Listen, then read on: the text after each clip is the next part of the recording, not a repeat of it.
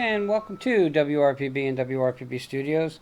And as you guys know, my favorite topics, real estate and food. With me is Tom Lepresto. Nick, how are you? I'm great. And you are with Griffin's Surf and Turf, correct. Okay, and you're the chef. I'm the chef owner. You're the chef owner. Yeah, we're a brand new restaurant. We just opened up 4.5 months ago. Wow. So why? Why did you get into the restaurant industry? Something I love to do. Really? And I love to open them more than I love to run them. So how long are you in the industry? I'm going on 35 years. Wow. I started line cooking at 13 and went to CIA after that. Went to University of Kentucky for business and worked in really hotels most of my life. So, Griffins, hmm what kind of restaurant? It's a fine dining steak and seafood house. We specialize in butchering ourselves. We cut all our own fish. We do everything to order. The soups are constructed to order. It's just the vegetables are done to order. It's done like in the 80s when food was done right. Okay, you just put it to food, but most things were done right back in the 70s and 80s. It's true. Okay. Things were built right too back That's then. true. All right, so you've been in this industry for so long. hmm Have you seen changes in the industry? I've seen a lot of changes. I've seen, staff changes, the way even you get staff and how you keep staff. And staffing's probably been the biggest change as far as increase of food prices, even portion sizes. People, they want bigger portions or lesser portions. It changes periodically through the years, and you have to goal your restaurant on that. So it's really like very cyclical. Things go up and down. It goes up and down. One year, it's very vegetarian and very salady, and then one year people are going to ribs and steaks and barbecue. Okay, I'm a Brooklyn boy, Brooklyn, New Jersey, so it's meat and potatoes for me. Okay, if it's green, I don't eat it. Okay, and if it's fruit, I barely eat it. But that's just me. hmm My wife loves her vegetables and her salad, and I'm like, salad? I'm not gonna go to a restaurant and have salad. Are you crazy? Well, you have these new diets now too that are all protein. All they Keto? eat is fat. Yeah. So, Mhm. I mean, and you have people that come in. They'll say, "I just want the big steak with no vegetables." So you have to adapt. We will do pretty much anything. We're a restaurant, so when you come in, you say, "Would I like that?" and it's not on the menu. We pretty much make it. Okay, so here's my question. What's your biggest seller? My biggest seller is probably the pan roasted chicken, and then the seared scallops we sell. I can't keep them in. Okay, so which is interesting because it's a chicken and a fish, and I personally would have thought it was a steak. What's the biggest steak you have? The biggest steak is a 24-ounce cowboy steak. It's for two. It Right. comes on a beautiful cutting board, and we slice it, and all the vegetables are on there. The filet mignon is probably our third largest seller. Right, We sell a lot of You filet know why, right? medallions. because we're in Florida and everybody's older than dirt. We Yeah. barely have teeth that They work. want the tender steak. We barely have teeth that work. So, right, we got to take the most tender steak. You're Me right. personally, the ribeye is the best. I mean, you get all that nice juicy fat in there, and we have an 18-ounce, and I do it Pittsburgh with the blue cheese melted in the oven. It's Okay, so delicious. what's interesting is that filet is always like one of the tops of people's salad, but it's the bigger steaks because people want to think they're getting more, and Correct. 18 ounces is a big steak. I mean, it's a really big steak. So it's like a ribeye, okay? It comes on a bone, So ribeye, I buy the whole. I don't buy it on the bone. okay? So say you were having a prime rib, and you were going to cook the whole prime rib and slice it as prime rib. When you slice it before you cook it, it's a ribeye steak. Oh wow, You're just cutting.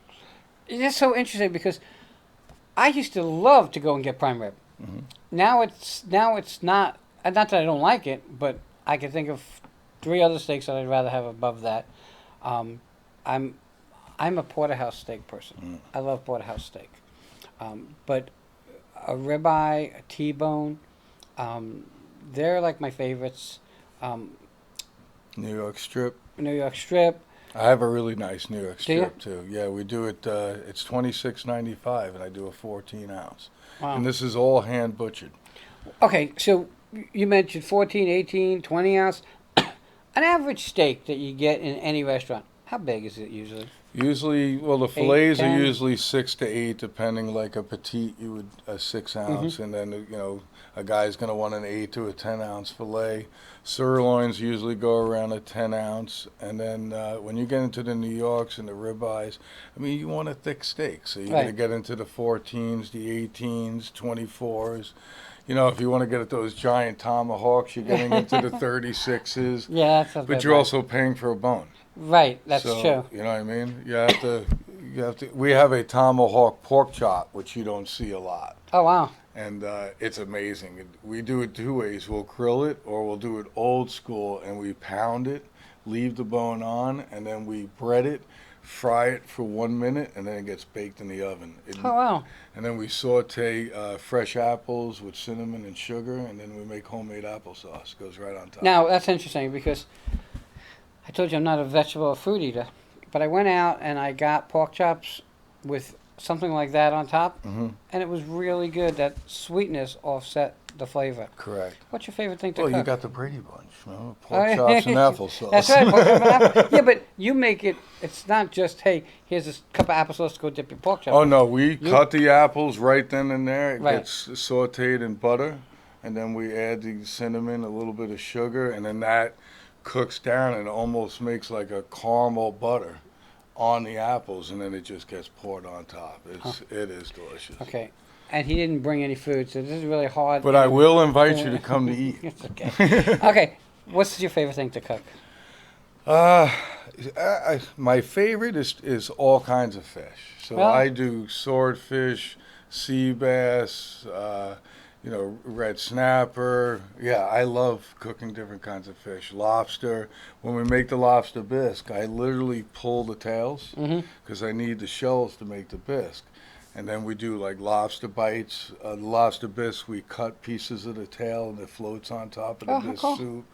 Because then the shells we reduce down to make all the lobster bisques and everything like that. We make our own fumets. So fish is what I really love to work with. All right, this is a question because my life revolves around being able to go to a restaurant Mhm. and have what I need done because my wife has a lot of allergies. Mhm. So she's allergic to all citrus.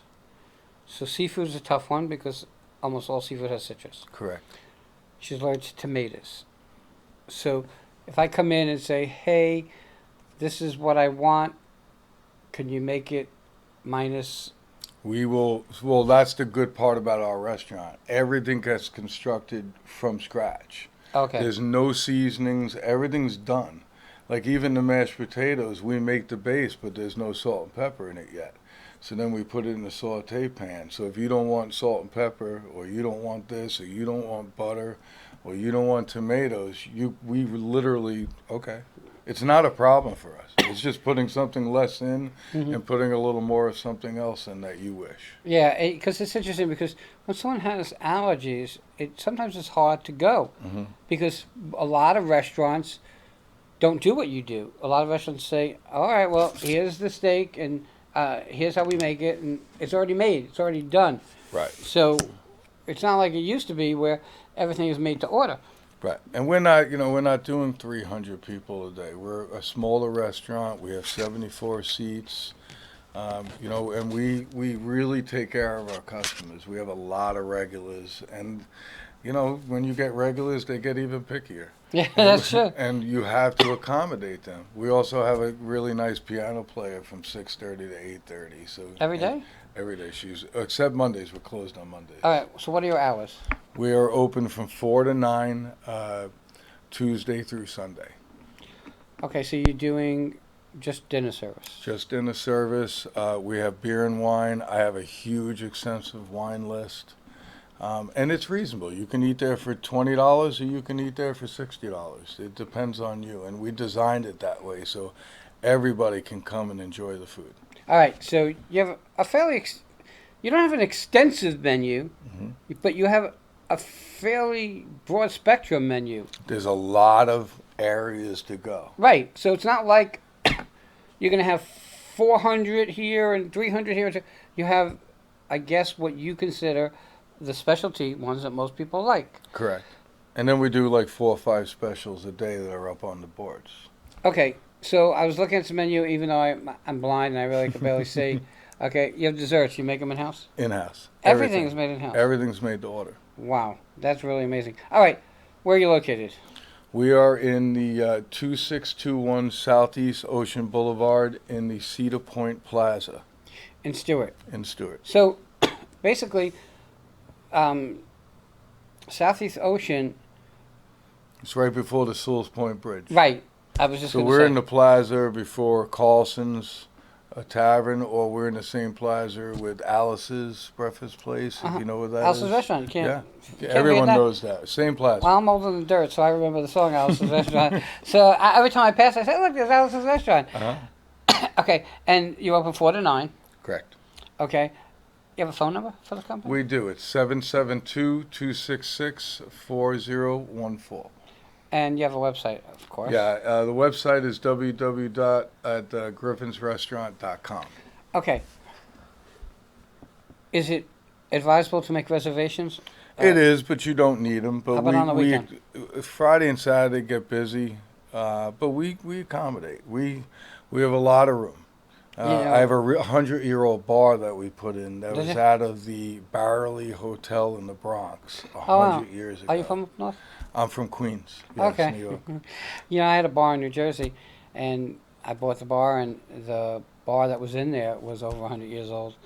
And it's a shame because the hospital bought the whole block and then destroyed this 100-year-old bar. And they do it all the time. Unbelievable. This thing is magnificent. It really came to life. And, things like that make a place. Okay? And then you have a piano player. Right. Which is, for me, and everybody's different. Piano player, the music that they play is very light, so you can have a conversation. Correct. And you're not blasted with music. In football season, there's a ton of restaurants I don't go to because the TV's playing, they're blasting, and then people are yelling at the screen, which is ridiculous to me. So when you're going out to a restaurant like Griffin's, you're going out to have a dining experience. You're going out to eat. I don't have any TVs. Okay. So right. you're going to have a conversation with who you're going out to eat with. Right. You're going to dine. You're not going to eat. Right. And we're not about liquor or even the wine. We're about food. We decided that we wanted to be a restaurant. So we do food. We have wonderful wines. I mean, but we are about the food, the presentation, the look, just the feel, the whole atmosphere. That is like so of it cool. all. Yeah. So once I make the trip out there, I will come on the air on my show and let you guys know what I thought. As a foodie, I've eaten some great places. I've eaten some not so great places. We all have. Okay. We're out of time actually, but I wanted to just say this and see if you agree. If you have great food and poor service, people will never come back. If you have good food and great service, people will still come back. Correct. Okay? It really based around service. People are going out, spending money. They want the food to be good, don't get me wrong. But if you have great food and great service, you're going to Griffin's. Yeah. With that, everybody, have a great day. I want to thank you for coming on. Thank you, sir. We'll be right back.